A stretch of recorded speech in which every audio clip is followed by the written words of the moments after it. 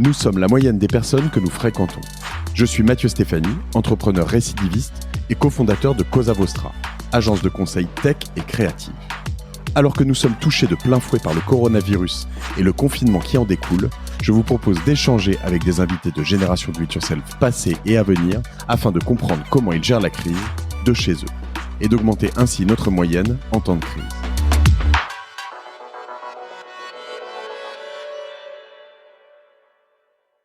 Et voilà, donc je crois que c'est showtime comme me dit mon logiciel StreamYard.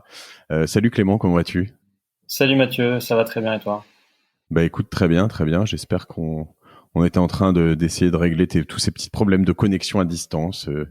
Vive le post-confinement. Mais voilà, on va laisser tout On va le y monde de arriver. toute façon arriver. On va prier pour que la connexion soit bonne. Nous, on a fait un épisode il y a quelques temps. Hein. Tu étais venu sur Génération Do It Yourself, mais au Il y tout a début du quelques années podcast. déjà. Ouais, ça doit faire 2 ans, un peu plus de 2 ans. Donc voilà, depuis, il s'est passé bien des choses dans nos vies respectives, mais dans la tienne, Tout dans à ta fait. vie d'entrepreneur en particulier. Donc notamment, je crois que moi je te voyais à l'époque pour ce qui était bureau à partager, qui est en partie devenu donc Morning Coworking, qui est le gros de votre activité désormais. Alors quand on cherche un peu sur Morning Coworking, on te compare, on vous compare forcément beaucoup au très grand WeWork. J'espère enfin très grand, plus international, c'est ce que je veux dire. J'espère qu'on ne vous compare pas trop à WeWork parce qu'en ce moment ça Ouais, c'est s'empile pas compliqué très comme haut. comparaison. Je sais Ouais. pas, je sais pas. C'est effectivement très compliqué. On n'a pas la même histoire en tout cas, ça c'est certain. Euh, Euh, Mais pardon, et donc du coup, depuis qu'on s'est vu, il y a notamment une prise de participation majoritaire de Nexity, qui est un des très gros acteurs de l'immobilier en France et en Europe, et donc beaucoup de choses qui se sont passées.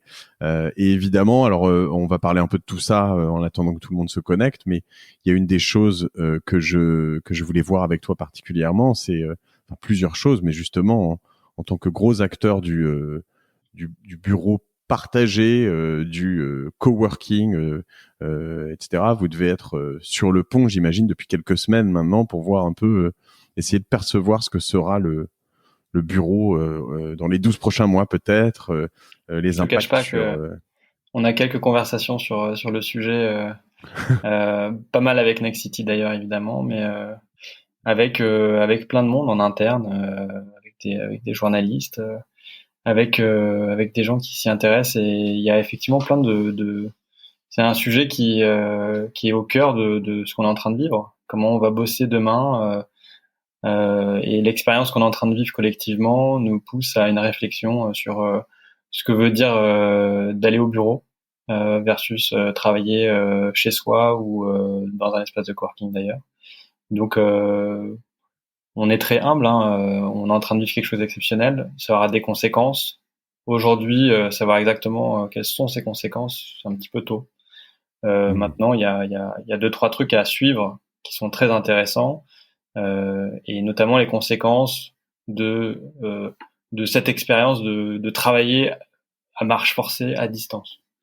Mhm. Euh, Moi, j'appelle pas ça du télétravail, même si on appelle ça du télétravail pour vulgariser le sujet, j'appelle ça du confinement. Ça n'a rien à voir avec le télétravail dont on voit l'évolution depuis 25 ans tranquillement arriver dans le monde du travail à coup de petites incrémentations. Doucement, les gens se mettent à télétravailler. C'est des acquis sociaux quasiment depuis voilà qui sont en train d'arriver dans les entreprises. Donc c'était une tendance très forte, mais là, bam, tout le monde est en confinement, pas en télétravail. Mais quand même, il y a un parallèle qui se fait. On est obligé de le faire. Et c'est vrai que c'est le sujet qui va être le plus intéressant à suivre. Il y a déjà des conséquences très claires sur le marché du bureau dont on peut parler, dont on va parler, notamment la réduction des espaces de travail, des mètres carrés dont les boîtes ont besoin. Moi, je suis en conversation quotidiennement avec des chefs d'entreprise qui sont impactés par la crise, qui me disent évidemment on va avoir moins de besoins en poste puisqu'on va avoir moins de people. Et puis le deuxième, c'est bah, maintenant qu'on a goûté au travail en télétravail, bah, on pense qu'on a besoin de 2 fois de moins de mètres carrés en gros, qu'avant. Mais alors après, là-dessus, justement, une des questions forcément que je me pose moi, alors tu le sais, hein, nous, c'était déjà le cas, tu étais venu dans nos bureaux. Moi, j'ai été client bureau à partager, puisqu'on partage aussi, on loue. Et donc même dans mon modèle économique, moi, je viens d'investir aussi dans un gros bureau à Bordeaux. Ouais, je sais pas si c'est une bonne idée, mais non, ouais, ça me travaille fortement. Et évidemment, tu te dis à la fois, peut-être qu'il y aura besoin de alors peut-être que tes clients et tes partenaires te parlent du fait qu'ils ont besoin de 2 fois moins d'espace parce que les gens travailleront 2 fois plus à distance. Mais il est possible, voire probable, au moins dans une période courte, mais qui pourrait durer un peu derrière aussi, que tu doives donner 2 fois plus d'espace, voire plus, à chaque employé dans tes bureaux. Donc, tu vois ce que je veux dire. C'est un endroit où tu pouvais mettre 50 personnes, si maintenant tu peux en mettre que 25, ben de toute façon, même si il y en a plus que 25, tu restes à peu près à périmètre ISO sur tout Alors ça. là, Tu crois pas que ça va compenser? ouais, donc là, tu parles des mesures sanitaires Mhm. et du besoin de distanciation sociale. Donc, les préconisations, c'est 4 mètres carrés par personne, Ouais. ce qui permet en gros d'être à 1 mètre dans un bureau fermé. Ça tombe bien, c'est à peu près peu de choses près ce qu'on a nous dans nos bureaux fermés, 4 mètres carrés par personne. Euh, alors là, tu parles de mesures sanitaires qui pour moi sont exceptionnelles. Après, il peut y avoir un débat sur à quel point les mesures sanitaires qu'on est en train de mettre en place aujourd'hui vont être pérennes dans le temps.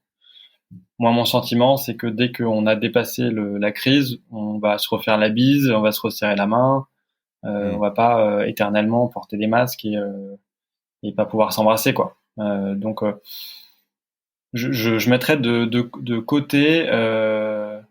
Il risque d'y avoir, je pense, des mesures, des niveaux d'alerte avec, je sais pas, niveau 1, tu mets ton masque, niveau 2, tu télétravailles, niveau 3, t'es confiné, quoi.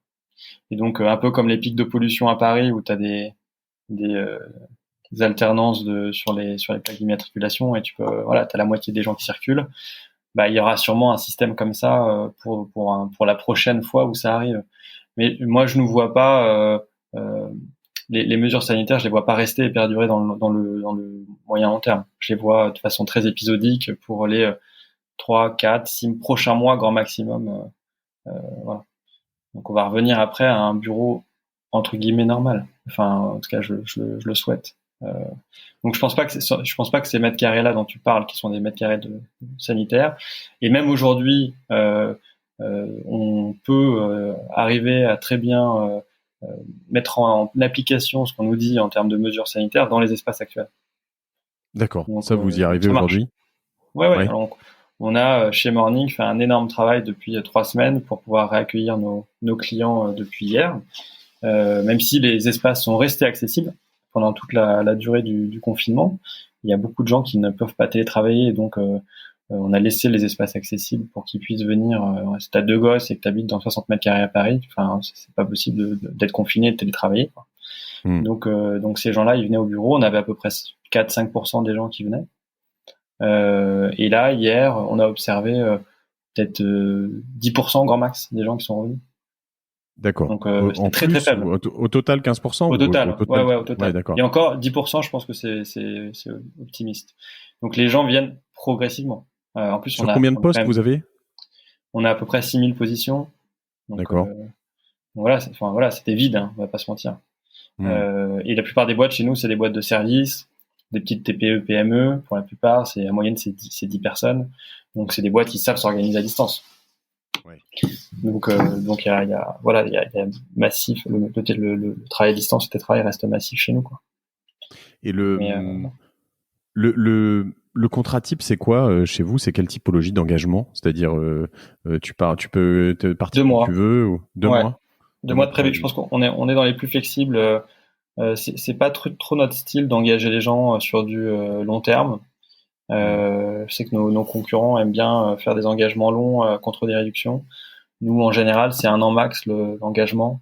Euh, voilà, et puis c'est 2 mois de préavis pour la plupart des boîtes. Donc, évidemment, là, ce qui se passe, hein, ce qui se passe pour nos clients, pour toutes les petites boîtes qui souffrent, il y en a évidemment qui ont posé leur préavis et il y en a beaucoup quand même, hein, puisque bah, elles souffrent, elles se disent la charge au bureau, on l'enlève tout de suite, et puis on bosse de la maison, on se débrouillera. cas, on sauve ce qu'on peut sauver. Donc ça, c'est un réflexe évidemment d'une petite boîte qui va pas très bien, et je la comprends, et moi je les encourage à faire attention. Et puis ils reviendront quand ils pourront revenir. J'ai une petite coupure, on l'avait prévu, prévu non, mais on l'avait Ça va, je suis revenu. aperçu tout à l'heure. Alors je commence à voir quelques premières questions qui reviennent. On a prévu un contingency plan avec Clément qui doit se remettre près du Wi-Fi. Ah, on repart. Donc c'est bon. je t'ai récupéré. Tu me disais donc les petites boîtes. Les petites boîtes, donc ça représente une dizaine de pourcents chez nous qui partent. Et après, ce qui se passe comme phénomène, ce qui est très intéressant, c'est surtout des boîtes qui réduisent la voilure. J'avais 25 postes, j'en enlève 10 et j'organise pour tourner sur ces 15 postes qui me restent. Il y a évidemment peut-être 5 personnes qui vont partir dans mon équipe parce que ça va mal, et puis on sera 20 à tourner sur 15 postes. Ouais. Donc on organise en fait, on va dire la flexibilité au sein de nos bureaux. On est même en train de développer un outil qui va permettre de réserver ces positions pour les boîtes. Donc un petit outil très simple qui te permettra de dire je viens lundi, mercredi et vendredi après-midi, et le reste du temps je suis pas là, et ça te permet de voir combien de personnes dans le bureau, et donc savoir si tu es en overcapacity ou si ton nombre de postes correspond. Donc ça c'est un outil qu'on va mettre à disposition de notre communauté, et même qu'on va laisser qu'on va mettre à disposition de tout le monde. Donc ça fait partie des choses qu'on est en train de développer. D'accord, que je pourrais utiliser pour mon bureau si je veux. Tout à fait. Trop cool. Et si je prends, alors déjà, bon, j'imagine que t'as quasiment en plus t'as des gens qui résilient une partie ou toute ou partie de leur contrat, mais t'as aucune personne qui rentre, qui te dit je veux prendre des bureaux maintenant, si? Si, on a signé des contrats pendant la période de confinement. Pas beaucoup, hein. Je crois qu'on a signé 2. Après, on a des leads qui ont laissé tomber évidemment parce que ça allait mal, qui ont repoussé. Puis il y a des leads qui vont revenir, qui étaient en train de regarder. Voilà. Donc c'est vrai que la période des 6 prochains mois va être très intéressante. Moi, mon analyse, c'est que évidemment, on est une variable d'ajustement très forte, et puis notre modèle permet aux boîtes d'ajuster leur taille d'espace à leur taille d'équipe. Et ça, c'est le principe même du coworking, cette flexibilité qu'on offre. Donc heureusement que à l'opposé du 369, quoi. Enfin, à l'opposé de murs contraints qu'on ne peut pas bouger. Là, les boîtes peuvent rendre des espaces, en prendre plus. Enfin voilà, là, on est vraiment dans le propre même de la flexibilité qu'on offre. Alors que si t'étais dans tes murs coincés, bah en fait, t'es coincé, quoi. Donc ça c'est le plus important. Et donc à court terme, je pense qu'on va souffrir pas mal parce qu'effectivement les boîtes vont tout de suite s'ajuster à la baisse. Mais on va tout de suite être vu comme une solution de flexibilité dans la crise, dans l'incertitude. Le coworking, la flexibilité va être l'offre la plus intéressante. Donc, à court terme, on va souffrir, mais je pense que très vite, on va rebondir. Ça c'est mon analyse. Après, c'est le rebond qui va déterminer notre résilience et notre capacité à être contracyclique, et donc être un bon secteur. Faut se dire, et c'est pour ça que j'y crois, que le coworking, il a grandi après 2008. Il s'est développé, il a grandi après 2008. 2008, ça a vu l'éclosion de Airbnb, de Drivey, de Blablacar, tous ces projets qui quelque part partagent des ressources et permettent à des gens, en gros, en économisant de l'argent. Donc c'est le partage de ressources. C'est une évidence que dans des périodes de difficulté, se mettre ensemble pour moins dépenser et gagner en flexibilité, voilà, ça fait partie des sujets intelligents. C'est peut-être une des raisons pour lesquelles j'allais te poser. Je te vois assez serein, en fait, zen là, mais je me dis, alors peut-être que t'es passé par des montagnes russes, mais peut-être qu'une des raisons aussi, c'est que ça démontre une partie de ton modèle économique, c'est-à-dire cette approche de flexibilité.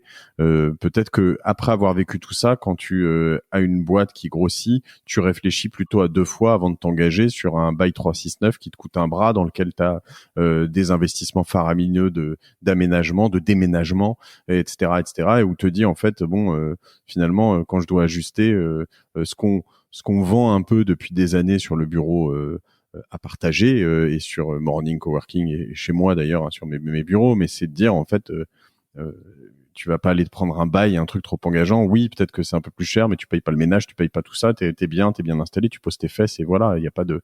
Donc ça Exactement. valide un C'est petit peu ce flexible, modèle, c'est quoi. simple. Ouais, c'est Euh, flexible, c'est simple, et ça permet de s'ajuster, quoi. Non, c'est résilient, quoi, hmm. tout simplement. Alors, comme vous avez beaucoup réfléchi et beaucoup parlé avec vos amis de Nexity en interne et que c'est votre métier, euh, est-ce que tu pourrais me partager, est-ce qu'il y a des choses qui te viennent en tête sur, bah voilà, moi, depuis une semaine, nous, on s'y est mis beaucoup plus tard, c'est pas notre métier, on fait pas que ça et on a d'autres choses, voilà, mais ben, on réouvre. Alors non, on n'avait pas fermé, c'est pareil, les bureaux, on les a toujours laissés ouverts, il y a un accès digicode, il y a tout ça, mais on prépare tu vois, juridiquement, on a partagé ce qu'on demandait, les mesures de précaution, etc., etc.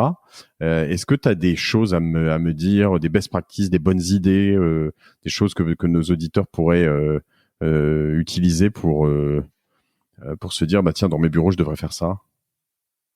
À court terme, il faut bien suivre les mesures du gouvernement. On a déjà parlé, et nous, par exemple, il y a eu un débat sur le fait d'obliger de mettre le masque dans les espaces communs.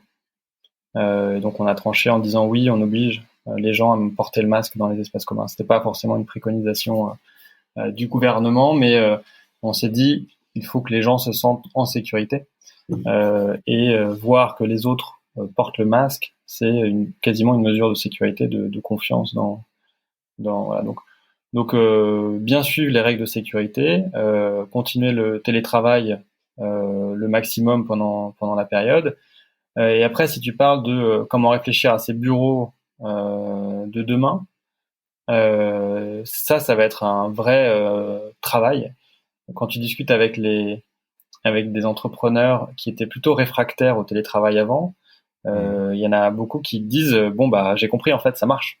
Toute mon équipe est à distance. On a produit pendant 2 mois comme quasiment on n'avait jamais produit.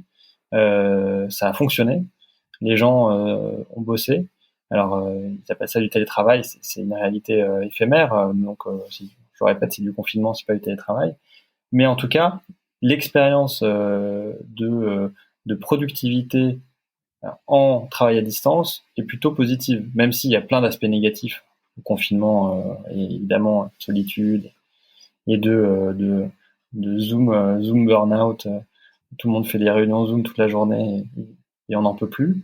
Donc il y a plein d'aspects négatifs, mais l'aspect positif, c'est que les gens qui étaient plutôt contre le travail à distance se sont rendus compte que ça marche, c'est possible de travailler à distance, on est productif.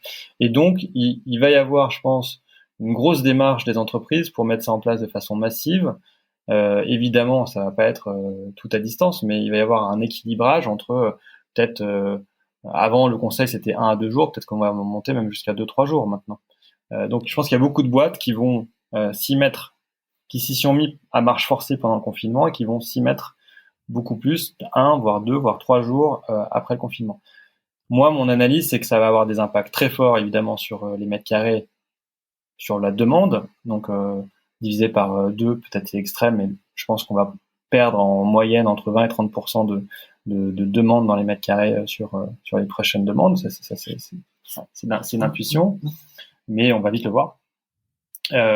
Et la deuxième chose qui est intéressante, c'est comment ça va impacter l'aménagement des espaces. Parce que le bureau va moins être un endroit où on va juste pour bosser, ça va être un endroit où on va pour faire plutôt de la collaboration, des réunions, des choses qu'on peut pas forcément faire ailleurs, ou qu'on peut faire mieux au bureau qu'ailleurs. Donc ça va poser la question de qu'est-ce que les gens viennent faire au bureau. Et ça, chaque entreprise a une réponse un peu différente. Si tu es une entreprise créative, c'est pas la même chose que si tu fais de l'IT ou voilà. Donc si tu vends des cosmétiques. Donc en fait, la question ça va être à quoi ressemblent mes bureaux et à quoi je veux qu'ils servent dans cette nouvelle donne où les gens y vont plus pour d'autres raisons que pour travailler presque. Voilà. Donc ça va être très très intéressant à suivre. On bouscule complètement en fait le fonctionnement et le rapport que les gens vont avoir à l'espace et au bureau. Voilà. Après, on peut divaguer sur ce qui va se passer. Moi, j'ai plein d'idées et j'ai des intuitions. Notamment, je crois beaucoup au fait que demain, l'entreprise va avoir un cœur qui représente beaucoup sa culture et qui va être un peu son poumon, son cœur, on va dire, et ça va être en multisite, c'est-à-dire qu'ils auront aussi beaucoup de bureaux éclatés, peut-être un peu partout à Paris, dans des gares, pour que les salariés puissent aussi bosser. Je crois pas du tout au télétravail à la maison, moi, par exemple. Je pense que ça a beaucoup de limites, le travail à la maison. Je pense qu'au bout d'un moment, on peut pas tourner en rond chez soi et qu'on a besoin d'un espace pour bosser qui soit professionnel. Donc, Ce qui peut donner lieu à finalement, que ce soit chez toi, chez moi, ailleurs, finalement, des gens qui vont prendre des postes à côté de chez eux dans un espace de coworking pour 3 jours par semaine ou je sais pas comment, si ça se fait à la carte chez exactement. toi, j'imagine, et puis et se dire bah ok, comme ça, je m'évite 1 heure et demie, 2 heures de transport 3 fois par Voilà, semaine et pour pouvoir bosser dans un endroit qui est un endroit propre au travail, bien fait, etc. exactement. Ça va clairement s'accélérer. Enfin, très probablement. Quand tu dis 20-30% de demandes en moins, est-ce que tu crois qu'il y aura une corrélation du coup avec le prix de l'immobilier? Évidemment, enfin, si tu as moins de demandes, est-ce que le prix va se casser la gueule? Et est-ce que le prix des loyers va suivre aussi? Dans le locatif, en tout cas, on a l'impression que c'est moins rapide sur la partie pardon, dans l'immobilier de logement, quoi. Ouais. Généralement, le prix d'achat et de vente bouge très vite, plus vite que le prix de location. Est-ce que c'est pareil dans l'immobilier de bureau? Alors, moi, pour le coup, je suis pas un expert sur le marché, la macroéconomie du bureau. Il y a vraiment des gens qui savent mieux. Enfin, bon, de base, effectivement, s'il y a moins de demandes en mètre carré, il risque quand même d'avoir une baisse des prix. Le fait est que si on prend Paris, avait tellement de demandes, donc même si tu baisses la demande de 20%, elle reste énorme. Donc je pense que ce qui risque de souffrir beaucoup dans le marché du bureau, c'est les zones qui étaient déjà difficiles à remplir. Oui. Donc là, ça va vraiment souffrir. Euh, les gens vont privilégier toujours Paris. Donc si je peux avoir un bureau central, bah, autant qu'il soit à Paris. Si je veux avoir un poumon et un seul, autant qu'il soit à Paris pour qu'il soit atteignable le plus possible par mes salariés. Hmm. Voilà. Donc je pense que Paris va être assez résilient. Maintenant, voilà, la défense, à mon avis, va souffrir typiquement. Ok. Des zones qui sont un peu plus périphériques. Voilà. Donc oui, ça va baisser. On va pas se mentir. Je pense que ça va baisser. Tout va prendre au moins 10, 15, 20%. Voilà. Après, je suis incapable de dire sur le logement. Le logement aussi, tout le monde dit que ça va baisser. Tout le monde s'attend à une remontée des taux aussi. Les taux dans l'immobilier, ça a un impact très fort, même s'il y a une stabilisation des taux qui a été annoncée. On se demande comment c'est possible qu'à moyen terme, les taux ne remontent pas alors qu'il y a une dette énorme qui est en train d'être accumulée. C'est-à-dire qu'à un moment donné, c'est quand même bizarre. On se demande d'où vient tout cet argent, quoi. Et il va forcément coûter un peu plus cher. C'est pas possible. C'est l'hélicoptère money, comme dirait notre ami Marc Fiorentino. Ça me fait rebondir du coup sur ta remarque sur la défense. Ce qui est intéressant, c'est que on peut finalement penser que les zones qui sont des zones de croisement, les intersections, les nœuds, comme on les appelle aussi de transport en commun, etc., sont potentiellement intéressants. Les destinations finales seront plutôt plus difficiles si elles sont pas à côté d'une zone d'habitation. La question de Marc Michaud était pourquoi ne pas gérer les espaces des grandes entreprises qui vont être plombés. Donc en gros, justement, le problème c'est que souvent celles-ci sont potentiellement plus, pas toutes, hein, évidemment, il y en a qui sont dans le centre de Paris, si je pense à Paris et ailleurs, mais souvent elles sont plus aussi dans des grosses périphéries. C'est des choses que vous faites, ça, de gérer des... Ouais. Ouais. De plus en plus, on est approché par des grands groupes et on a des conversations avec des grands groupes sur comment optimiser leur parc immobilier, leurs espaces, comment prendre à bail à leur place pour leur offrir derrière tout un service dont la flexibilité. Je te donne un exemple. Demain, une boîte prend 10 000 mètres carrés. On s'installe avec eux, on opère 3 000 mètres carrés en coworking et au fur et à mesure, si elles ont besoin, elles récupèrent de l'espace ou le contraire, si ça se passe mal, on continue à louer plus d'espace. Ça permet en fait, au sein d'un siège, d'avoir de la flexibilité. Par exemple, c'est ce qu'on va faire avec Nestlé. On va s'installer chez Nestlé en face de l'Aqua Boulevard dans le 15e, dans leur nouveau siège qui fait 45 000 m². Et on va prendre un plateau de 5 000 m² pour l'instant et pour créer Morning Ballard, donc un espace de coworking au sein d'un grand groupe comme Nestlé. Donc ça, c'est assez innovant, assez intéressant comme phénomène. Et en fait, je pense qu'on est au début de cette réflexion de comment on crée des poches de flexibilité au sein des ensembles immobiliers, comment on apporte une nouvelle dynamique à ces gros sièges. Donc voilà, ça fait partie des gros sujets qu'on regarde en ce moment qui pourraient être une zone de développement pour nous très intéressante. C'est hyper intéressant. Donc, tu deviens aussi une solution de flexibilité pour finalement des gens qui ont des baux Ouais. de l'autre côté. Donc, c'est intéressant. C'est pas que pour les gens qui veulent en prendre, quoi. Et puis, je te tire le fil, mais ces boîtes-là, je sais pas, Nestlé, par exemple, qui se retrouvent à l'Aqua Boulevard, les salariés de Nestlé, ils vont sûrement avoir des besoins de télétravail. Donc, on pourra utiliser notre réseau. Ceux qui habitent à Saint-Denis, ils pourront rester, si tu en as à Saint-Denis ou ailleurs, à côté de chez eux, pour utiliser une partie. Ouais, exactement. Hyper intéressant.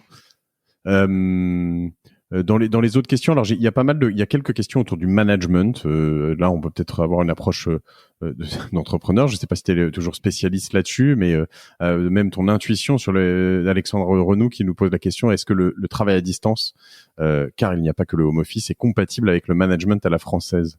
C'est une bonne question. Alors, je pense que c'est un gros travail qui est en cours. Le fait est que depuis 20 ans, si on est en retard sur le télétravail, c'est effectivement que les managers à la française, ils aiment bien avoir leur brebis devant chez eux, au bureau, pour pouvoir les surveiller. Donc il y a une certaine défiance des salariés d'une façon générale.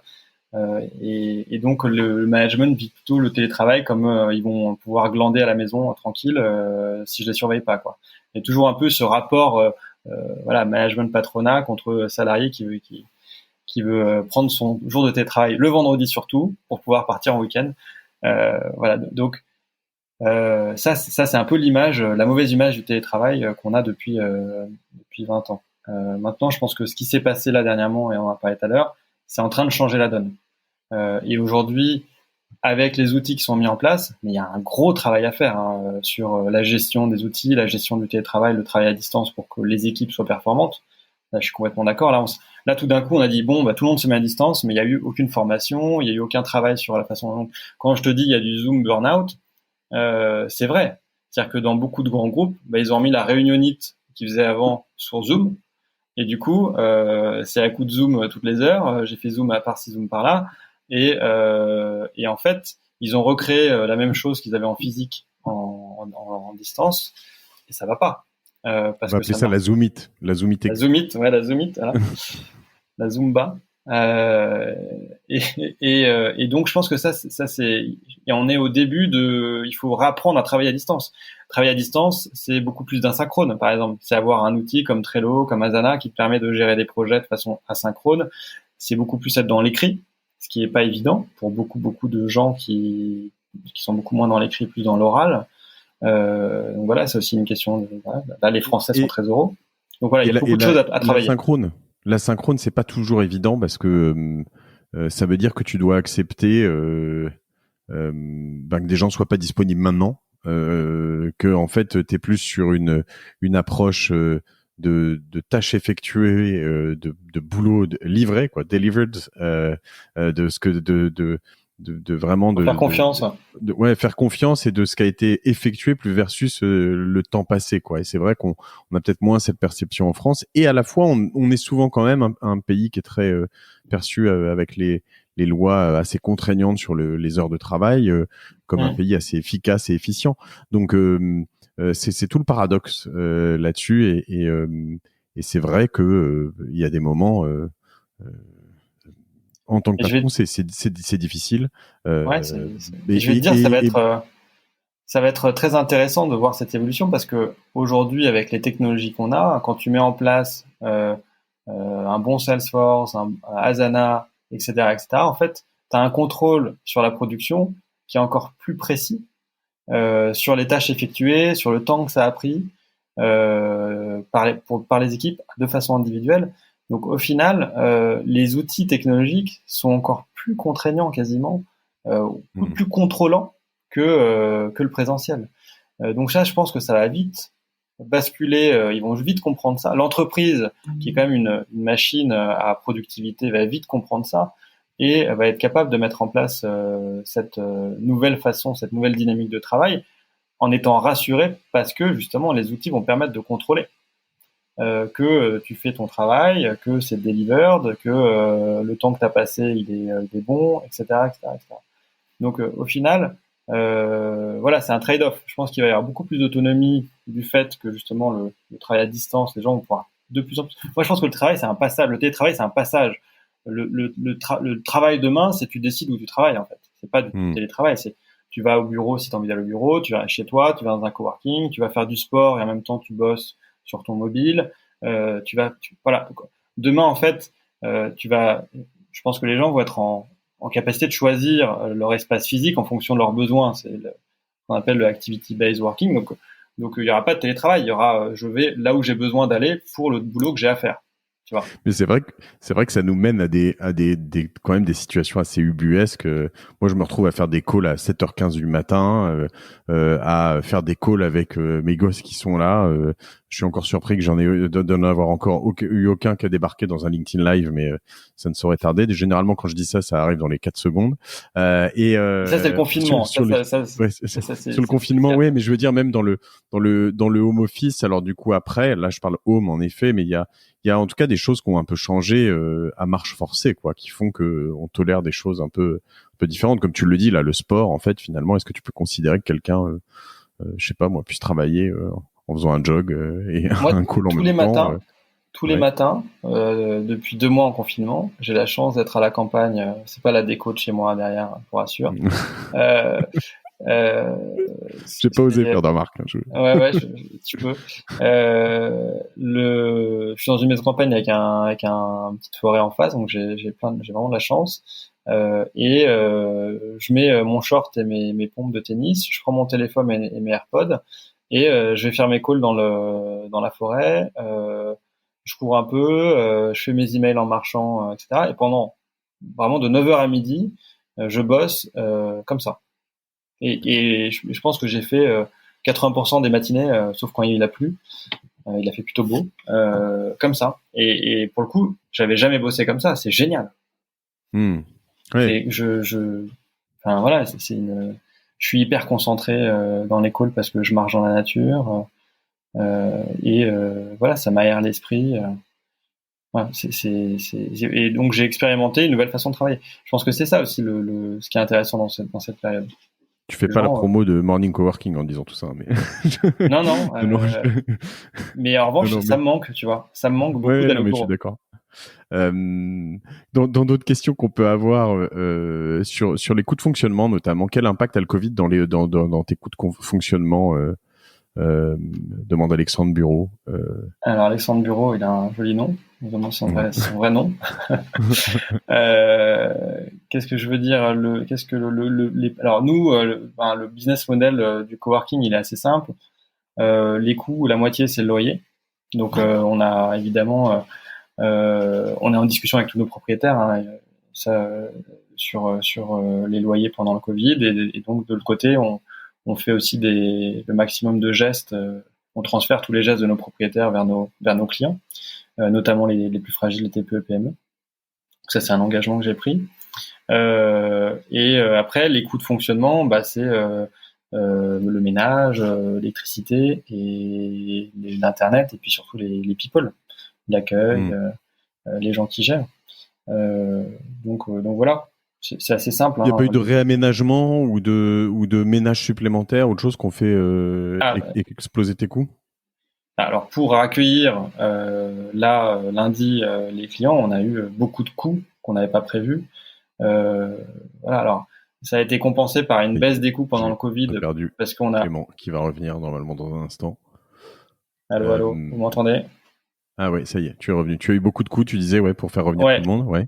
On a fait quelques économies, on va pas se mentir, sur le fait qu'on a moins eu de ménage pendant la période de lockdown, mais on a dû, alors nous, on a la chance d'avoir un atelier de fabrication avec des ébénistes à la maison. Donc, dans un de nos espaces, on fabrique nos tables de réunion, etc. Et donc, on a fabriqué 600 cale-pieds, tu vois, pour laisser les portes ouvertes. On a fabriqué, 200 portes gel hydroalcoolique qu'on met au mur. Donc, on a eu des coûts comme ça. Voilà, on a commandé 45 000 masques pour notre communauté en groupé. On en offre évidemment à tous nos clients. On en a des rechanges dans tous les espaces. Et on a fait une commande groupée parce qu'évidemment, trouver des masques à l'heure actuelle en groupé par paquet de 100 ou 200, c'est très difficile. Alors pour les acheter par 5000, c'est plus simple. Donc on a eu des coûts évidemment. Je pense que le Covid pour nous, c'est une facture à 150, 200 000 euros. Bon. Donc voilà, sur un chiffre d'affaires l'année dernière de 30 millions, pour vous donner une petite idée. Donc, voilà. Après, ça c'est juste les coûts. Voilà, la facture globale du Covid, c'est avant tout la réduction d'espace des clients qui arrivent là depuis voilà, les préavis et les difficultés économiques de la France qui vont nous impacter. Donc ça c'est la crise, quoi. C'est normal. C'est comme tout le monde, quoi. Tu as prévu du coup une baisse de ton chiffre cette année ou une baisse par rapport une baisse par rapport à l'année dernière ou une baisse par rapport aux ambitions? Alors une baisse par rapport aux ambitions, c'est certain. On espérait faire 42 à 45 millions d'euros cette année. On espère se maintenir à 30, entre 30 et 32. Quoi. Donc on espère ne pas baisser en termes de chiffre d'affaires. Mais oui, on a une baisse estimée de 30% par rapport à notre cible. Voilà. Et aussi qui est dû au fait que on a du coup retardé plein de projets qui devaient ouvrir.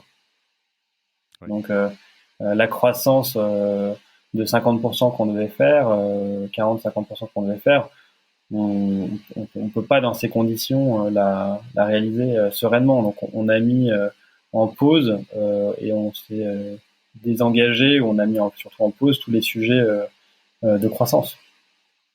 Donc on devait prendre à bail un gros espace pour la fin d'année de 15 000 m². Bon, bah, on est en discussion pour repousser, voilà, on négocie évidemment. Donc ça c'est une évidence. On va avoir un an au moins un an de récession. Si on s'en sort avec un an, ça sera déjà bien. Donc on s'y attend quand même. Et tu la vois comment justement là je te disais, je me marrais parce que moi c'est une inquiétude que j'ai, tu vois, sur alors là, c'est plus sur ton business bureau à partager. D'ailleurs, il y a une question qui est arrivée d'Alex Delivet que je vais te poser après. Mais si je dois plus prendre mon cas particulier et que j'ai à Paris et que je vais avoir à Bordeaux, c'est-à-dire un certain nombre de postes disponibles, comment toi tu vas, enfin, on va faire quoi? On va tous se battre, on va péter nos prix, on va parce qu'à un moment ça va être compliqué. Il y a tu vois, il y a tes jeunes, enfin tes confrères américains qui ont une offre aussi et puis qui sont pas au top de leur forme, semble-t-il. Donc je veux dire, il y a une guerre des prix qui risque d'arriver, c'est sûr. Les 6 prochains mois, quand il y a trop d'offres, les prix baissent. Donc oui, il y avoir une certaine guerre des prix. Après, c'est pas non plus. Je pense que les espaces bien placés vont vite se remplir et ça va. Voilà. Et on peut espérer qu'il y ait une hausse de la demande, comme je viens de le dire. C'est-à-dire que comme on est un produit quand même qui est assez contracyclique, les demandes vont se diriger tout de suite vers ce type de produit. Donc je pense que nous, notre analyse, c'est d'abord effectivement une baisse des prix et puis une remontée plus rapide. Ouais. D'accord. On va faire une sorte de U. De U allongé. De U. Ouais, d'accord. Ok. De U allongé. Après la barre du U, l'angle de la barre du U, de la remontée du U va être difficile va être la plus intéressante à suivre. Alex, oui, de l'IV demandait justement quel impact tu vois sur la partie plus bureau à partager. Donc pour rappel, Morning Coworking, c'est des bureaux que vous opérez en propre, et bureau à partager, c'est par exemple ce que moi je vais mettre C'est une plateforme. une Ouais, c'est une partie, plateforme voilà, une plateforme. c'est le Airbnb Donc du moi bureau, j'ai quoi. exactement. Donc j'ai, je sais pas moi, là je vais avoir 20 postes à partager à Paris dans le 17e. Je les mets sur bureau à partager, puis je vais avoir des personnes qui vont me proposer de venir visiter, etc., etc. Toi, c'est quoi l'impact que tu vois sur cette partie du business? Plus d'offres ou au contraire des boîtes qui ont besoin de récupérer des mètres carrés? Bah, dans un premier temps, c'est beaucoup plus d'offres. Euh, Hmm. Dans un premier temps, les boîtes il y a quand même beaucoup de licenciements qui ont déjà eu lieu. Et, ça va continuer jusqu'à septembre, si ce n'est plus. Donc, regarde ce qui se passe aux États-Unis, qui est souvent un bon moyen de savoir ce qui nous arrive derrière. Je crois que le chômage était déjà à 15%. Donc voilà, en France, avec le chômage partiel, on a un petit peu d'amortisseur. Donc mathématiquement, les boîtes vont licencier, vont avoir de l'espace, et du coup, il va y avoir de l'offre sur le bureau à partager de boîtes qui sous-louent qui partagent leur espace comme tu le fais toi.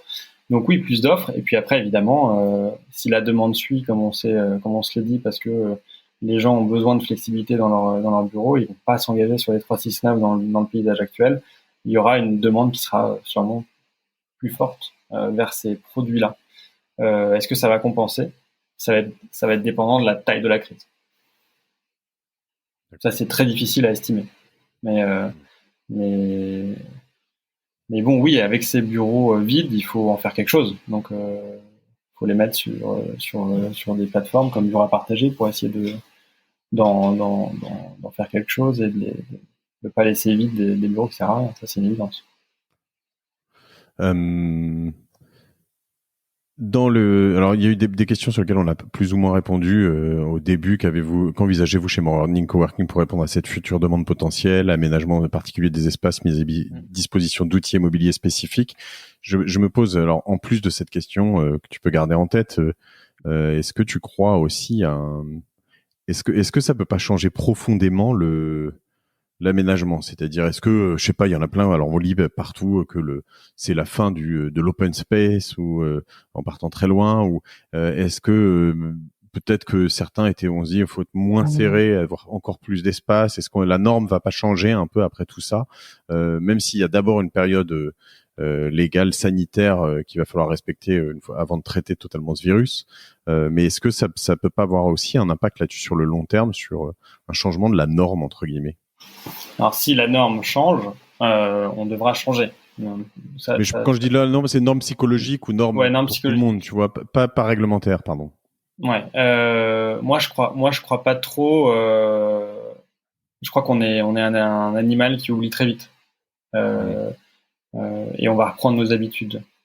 Donc, je, il y aura des choses. Je crois plus, par exemple, au fait que de façon très difficile à mesurer, les gens vont avoir un rapport à la pollution qui sera un peu plus. Ils vont rejeter encore plus tout ce qui est, on va dire, côté respiratoire. Mm. Voilà, les gens vont vouloir être plus sains. Je crois que voilà, cette tendance-là peut-être va prendre encore plus d'ampleur moi, je crois pas du tout aux effets sanitaires à long terme. Je crois beaucoup plus à ce qu'on a discuté tout à l'heure, c'est les effets des changements profonds du travail, du management qui va en découler. Et on a quelque part l'entreprise traditionnelle, on l'a poussée, quoi. On l'a poussée dans un système différent. On l'a bousculée. Et quand tu bouscules une entreprise, bah, du coup, elle se met en mouvement. Et là, ce qui s'est Mm. passé pendant 2 mois, c'est que l'entreprise, tout d'un coup, elle a dû changer sa façon de travailler. Donc, c'est un corps, l'organisation, c'est un corps, voilà, c'est un corps. Si tu le déplaces, si tu le fais bouger, il commence à rouler, du coup, il se transforme. Il est dans une dynamique nouvelle. Donc ça, j'y crois beaucoup. Et donc, il va y avoir des nouvelles façons de travailler, ça va avoir des impacts sur les outils, sur les espaces physiques, sur les gens, sur plein de choses. Donc ça, on va le suivre. Je crois pas du tout aux mesures sanitaires qui vont rester. Voilà. Ça c'est mon sentiment.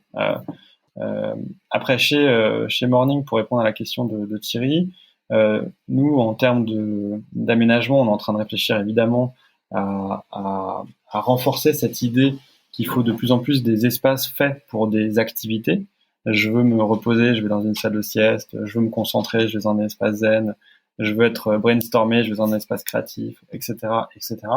Donc créer un maximum d'espaces qui vont permettre d'accueillir un besoin de travail et une personnalité de travail. Donc ça c'est quelque chose sur lequel on travaille. Il y a aussi tout un retravail. De plus en plus, on a des boîtes qui viennent nous voir et qui nous disent, nous on est 150, on veut créer chez Morning notre espace à nous en profitant en même temps des espaces communs. Et donc on veut recréer une bulle dans la bulle.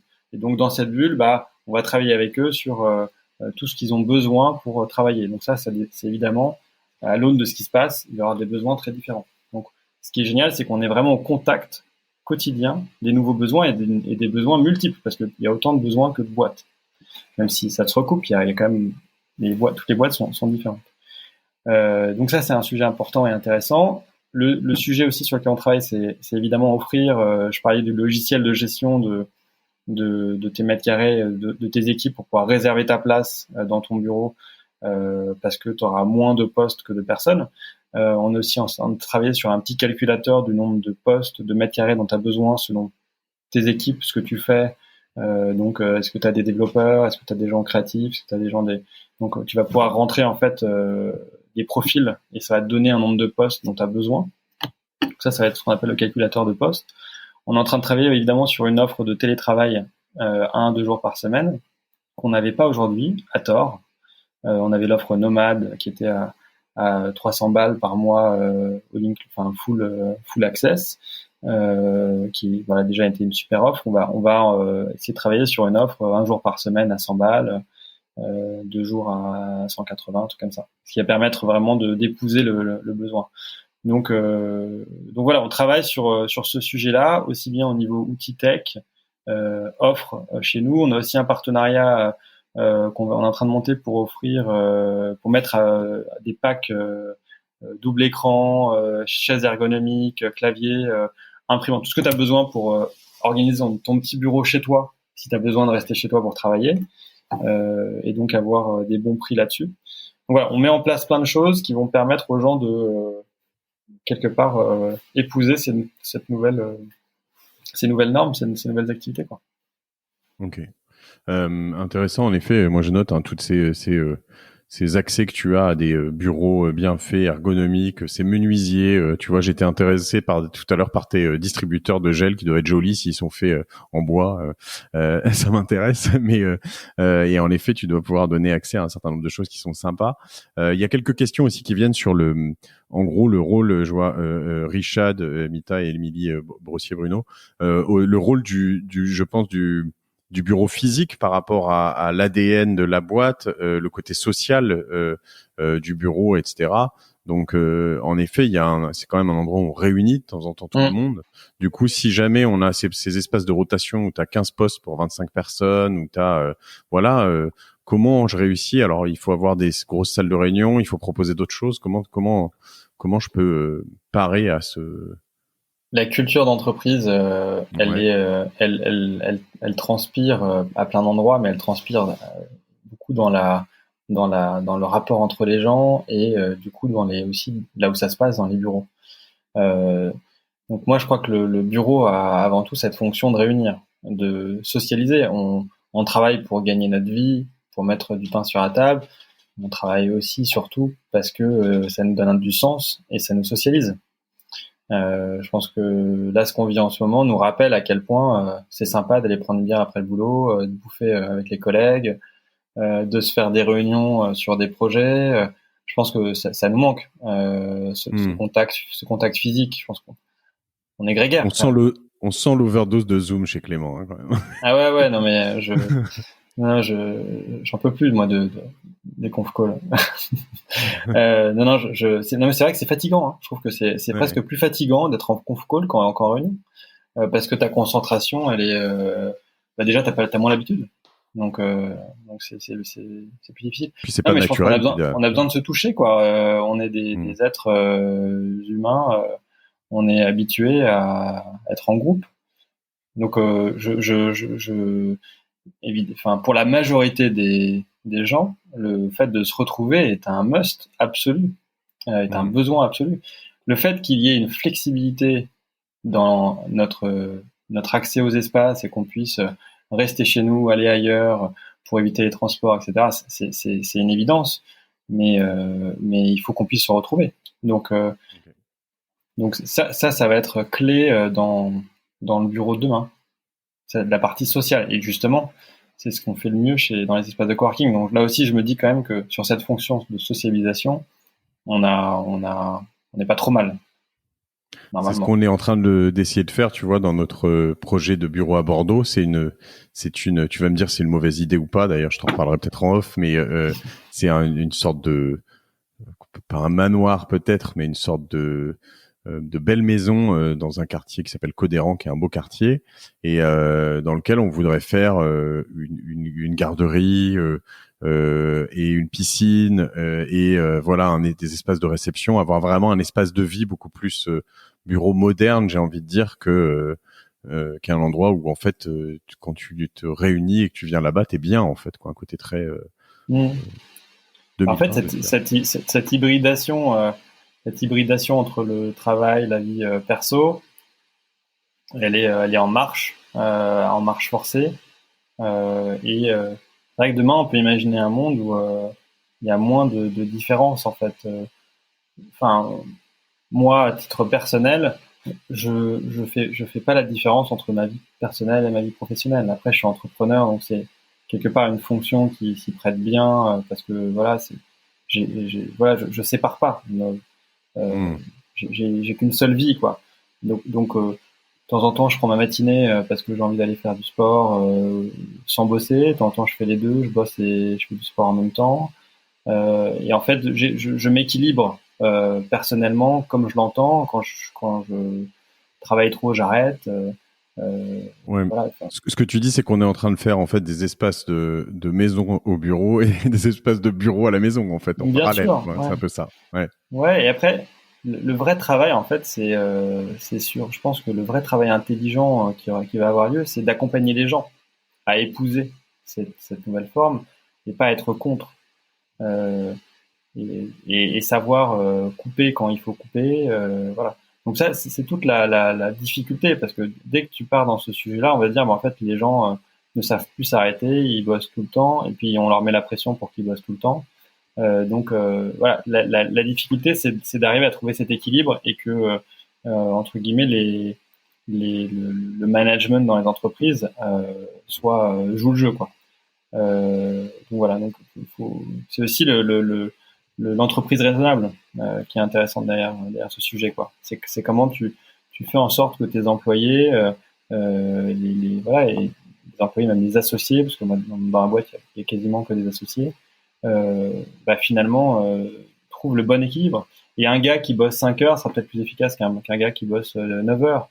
Donc, la valeur, elle n'est pas forcément que dans le temps. Donc, c'est ça aussi qui est intéressant. Et donc, c'est l'outil de travail à distance, le projet, les systèmes de gestion de projet comme Asana te permettent de voir en fait que la valeur des gens, elle est dans les projets, dans ce qu'ils amènent et dans la production. Elle est pas forcément que dans le temps de présence au bureau. Donc ça aussi, ça permet de rééquilibrer potentiellement aussi entre des profils qui étaient moins forts, qui moins présents pour plein de raisons ou moins bons à l'oral. Ils vont potentiellement être meilleurs dans la gestion de projet à distance. Donc ça va être très, très intéressant à suivre aussi. Quelles sont les personnalités et les profils qui, dans un monde plus, on va dire, asynchrone, vont être meilleurs ou moins bonnes. C'est vrai que ça, moi, je le vois très clairement dans mes équipes. Alors après, ils ont toujours été aussi pour moi à distance puisqu'on a déjà plusieurs bureaux, mais dans des populations de dev, de créa, même de personnes qui sont sur de la croissance, des growth hackers ou des gens qui font du référencement naturel ou des AdWords ou des choses comme ça, qui font des campagnes très minutieuses avec beaucoup de techniques de réflexion, etc. Finalement, qui sont très très bons à Fortnite d'une part, et aussi sur ce genre de tâches, parce que justement c'est exactement, ils sont complètement câblés comme ça en fait, plus que dans des relations sociales de proximité permanentes, quoi, dans lesquelles certains ne sont pas toujours à l'aise. Et ça rejoint un peu toutes ces questions, hein, une des dernières qu'on a là, et puis après je vais te laisser tranquille prochainement, mais Mathieu Folléas qui dit justement développer des petits espaces de travail au sein des copropriétés ou en pied d'immeuble. Est-ce que c'est un sujet? Et en effet, on reste toujours dans ce rapprochement vie perso, vie pro finalement, au moins géographique déjà, Ouais. mais c'est intéressant. Moi, j'y crois beaucoup. J'ai beaucoup regardé le sujet. D'ailleurs, on le regarde encore aujourd'hui. Le problème de tout ce qu'on se dit, c'est que c'est bien beau de vouloir aller bosser dans des espaces de coworking au lieu de rester chez soi pour faire du télétravail, mais aujourd'hui, c'est pas possible. Le maillage territorial, il n'y a pas assez d'espace pour offrir ça ouais, tu prends les gens qui sont en Île-de-France, tu prends toutes les communes de plus de 25-50 000 habitants qui sont autour de Paris. Il faudrait que dans chacune d'entre elles, il y ait quelques espaces, à minima, pour accueillir des personnes, pour que ces gens-là ne fassent pas le pendulaire tous les jours. Donc c'est pas le cas aujourd'hui parce que le business model n'existe pas. Tu prends un pied d'immeuble et tu l'équipes, et puis tu fais un espace de coworking, même s'il y a personne qui le gère et qui l'auto-géré, c'est très compliqué d'équilibrer. Donc il y a un sujet de business model. Ouais. Maintenant, là, on est en train de vivre une période exceptionnelle. Il y a potentiellement une demande nouvelle qui arrive. Donc, il y a sûrement des opportunités à aller chercher. Faire le mini-espace de coworking de quartier un peu autogéré, potentiellement, c'est une bonne idée. Je pense qu'il y a des modèles qui vont émerger. C'est sûr. Je trouve ça hyper intéressant, et c'est ce que disait Fabrice Grinda dans le premier live ou le deuxième que j'ai fait sur LinkedIn, hein, qui disait qu'en gros c'est un des moments et dans ces périodes de crise qu'on voit beaucoup de nouvelles choses, et que c'est un bon moment pour entreprendre et se lancer dans des projets. Si je reviens rapidement avant de te laisser sur Morning et sur Bureau à partager, ta relation, toi, un peu plus d'un an après l'investissement de Nexity, tu disais en entrée d'échange là tout à l'heure que du coup vous étiez beaucoup vus, etc., etc. C'est quoi la relation du coup? Ça se crée quoi? Ça resserre les liens? Ça fight un peu? Enfin, tu vas peut-être pas me dire que vous torpillez la gueule tout le temps, mais je veux dire. Non, mais globalement, pour nous, c'est hyper rassurant d'avoir un groupe comme Nexity qui est derrière nous. Et le message qu'ils nous donnent, c'est on sera là pour vous aider. Donc ça crée une certaine sérénité, et ça permet d'affronter la vague avec en étant arrimé quand même à un gros tanker qui va pas chavirer. Donc on fait comme si on était indépendant. D'ailleurs, on gère la boîte de façon très indépendante. Mais on joue le jeu du groupe et justement on profite de cet arrimage qui nous sécurise. Ça nous empêche pas de faire hyper attention aux coûts et d'être hyper vigilant sur nos engagements, et au contraire on fait presque encore plus gaffe. Mais voilà, ça permet d'avoir une certaine sérénité, de conserver l'emploi. Voilà, je pense que sans Nexity, par exemple, j'aurais été sûrement plus enclin à imaginer le fait de devoir faire un plan social, par exemple, tu vois, parce que j'aurais beaucoup plus flippé. Donc, je m'envisage moins, évidemment, voire pas du tout, parce que voilà, faut pas aller taper dans le muscle souvent sinon tu rebondis pas quand t'es une entreprise. Donc voilà, donc ça amène de la sérénité. Pour nous, ça nous amène de la solidité aussi dans le marché, et ça nous permet de rebondir plus fort. Donc ça, c'est l'objectif. Faut pas oublier que dans les crises, c'est là où naissent les boîtes qui sont leaders demain. C'est celles qui traversent le mieux la crise et qui rebondissent le mieux, qui en général prennent le leadership sur des marchés. Donc évidemment, c'est notre objectif. C'est de rebondir le plus fort, d'offrir la meilleure offre sur le marché et puis d'être voilà un bel acteur demain de ce marché de l'immobilier dans quelques années avec la crise dans le rétroviseur. Bon, et une question perso, presque perso, professionnelle à un autre professionnel.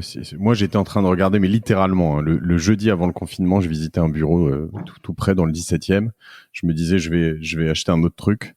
On est d'accord, j'y vais pas, j'attends un peu, non? Écoute, moi j'étais sur la même config que toi. J'étais en train d'acheter avec un copain un bureau avec la banque et tout. Enfin, voilà, c'était pas loin et on est en train de renégocier. Mais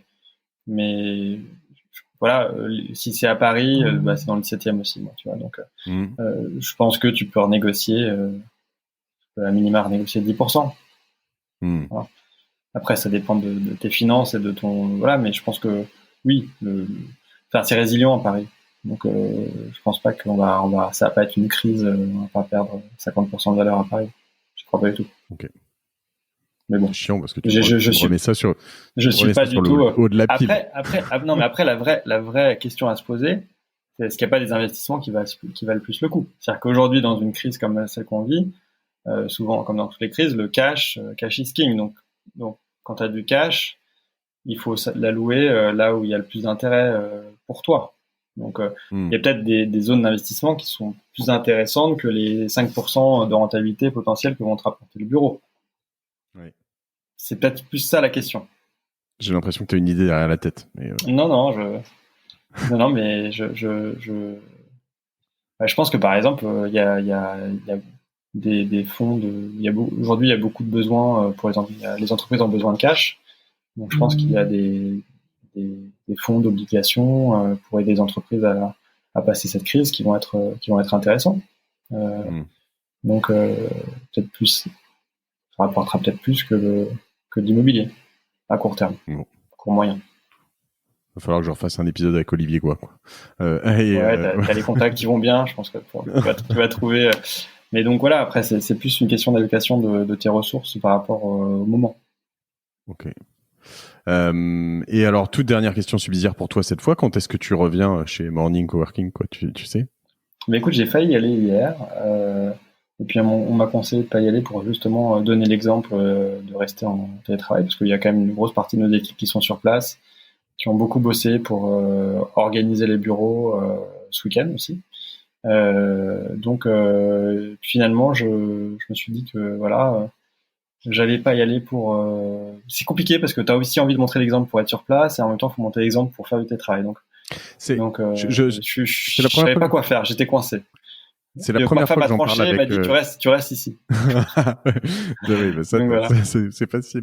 Non, c'est la première fois que j'en parle. J'avoue qu'il y a un peu un côté physique du capitaine qui quitte le navire quand t'es pas là et que t'as envie d'y être. Et à la fois, en effet, moi, je rabâche à nos équipes le fait de dire revenez pas avant fin juin. De toute façon, Ouais. on bosse bien comme ça. De toute façon, il y a trop d'incertitudes. Donc finalement, je me suis dit le navire, il est dématérialisé, donc il n'y a pas Voilà. besoin de retourner sur un navire physique tout de suite, quoi. Bon, eh ben, écoute, Je me dis que pour l'instant, ça sert pas à grand chose. Je suis de près ce qui se passe. Euh, voilà. Mais oui, bon, bah, finalement, il n'y a pas grand chose, il n'y a pas grand monde, comme je te l'ai dit. Il y a à peine 10% des gens qui sont revenus. Donc, voilà, ça se gère très bien. Finalement, ils ont le temps de passer quelques minutes avec chaque personne qui arrive dans nos espaces pour leur expliquer les consignes, leur donner un masque s'ils en ont pas, le kit de déconfinement. Alors, on les prend en main pour que tout le monde se sente sécurisé. Et donc aujourd'hui, j'ai vraiment pas besoin d'être sur place. J'ai plutôt intérêt à rester, à pas perdre de temps justement parce que je suis à 1 heure de Paris, à faire un aller-retour. Donc aujourd'hui. Donc, mais bon, ça manque. Pour le coup, ça manque. Donc j'avais plus envie d'y aller pour ça que pour l'intérêt de me retrouver. En plus, j'ai 25 espaces, donc j'allais pas faire la tournée des espaces non plus, quoi. Donc, donc voilà. c'était pas très Prudent. Super. Écoute, je te demanderai le lien dès que tu l'auras de cet outil dont tu as parlé tout à l'heure, que vous allez partager. Je le mettrai dans ma newsletter dimanche prochain pour ceux qui s'inscrivent. C'est GDY, je crois que c'est marqué. Il sera pas prêt tout de suite, mais dans 10-15 jours, je pense. D'accord. Tiens, voilà, c'est écrit en bas la newsletter. Et dès que ce sera prêt, tu me le partageras, puis je l'enverrai à tout le monde. Et puis je te remercie pour tout ça. On a répondu plus ou moins à toutes les questions. Et puis moi, j'ai plein de réponses. Donc voilà, me voici rassuré aussi. Peut-être sur mes bureaux. Enfin, je m'arrache. Je baisse mes prix pour te battre sur ta propre plateforme. C'est moche. Je pense que je me bats avec tes armes. C'est dur. T'as vu, hein. C'est la schizophrénie, ça. C'est magnifique. Merci mille fois Clément pour ton temps. À plus. Ciao.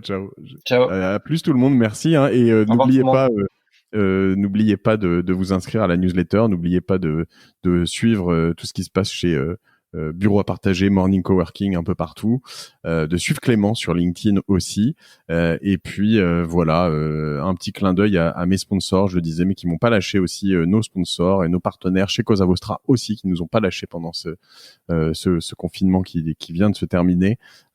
J'y suis très sensible aussi, on a bien bossé, vous nous avez fait bien bosser, tout le monde est là et c'est top. Donc voilà, merci pour ce live. Ciao Clément, salut à tous et à bientôt. Bonne soirée. Do it yourself. Ciao.